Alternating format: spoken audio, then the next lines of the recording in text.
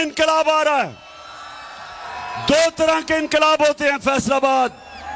एक इनकलाब होता है खूनी इनकलाब, जब ऊपर वो कब्जा कर लेती है एक ऐसी एलीट, एक ऐसा साहिब इक्तदार जो मुल्क का खून चूसते हैं, तो या उनको एक खूनी इनकलाब जो आयतुल्लाह ख़ुमैनी लेके आया था ईरान में, या वो खूनी इनकलाब से जाते हैं और या सारी कौम मिलके इलेक्शन के जरिए इनको खत्म करती है। तो हमने इंशाअल्लाह, हमने जिसको सॉफ्ट रेवोल्यूशन कहते हैं, हमने सबने मिलके इस मुल्क में ये जो कब्जा ग्रुप है इसको हटाना है। और आप सबने मेरे साथ मिलना है। मैं हूं आपका कप्तान, आप है मेरी टीम।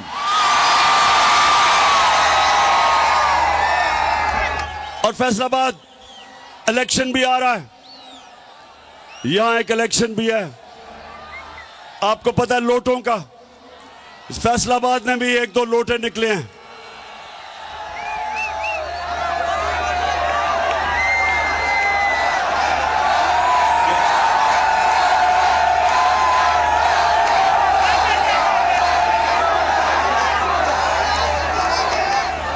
तो एक तो आप सब ने मेरे से वादा करना है हाथ खड़ा करके। अभी वादा क्या करना है कि कभी फैसलाबाद में लोटों को जीतने नहीं देना। और इंशाल्लाह जो मेरा इलेक्शन है यानी 108 जो मैं लड़ रहा हूं यहां से, आपने सबने मेरी टीम बन के पूरी कोशिश करनी है। इंशाल्लाह हम ये इलेक्शन भी जीतेंगे, हम बड़ा इलेक्शन भी जीतेंगे और इंशाल्लाह इस मुल्क को हकीकी तौर पे आजाद करके एक अजीम कौम बनाएंगे। इंशाल्लाह वो कौम जिसका नारा था कि पाकिस्तान का मतलब क्या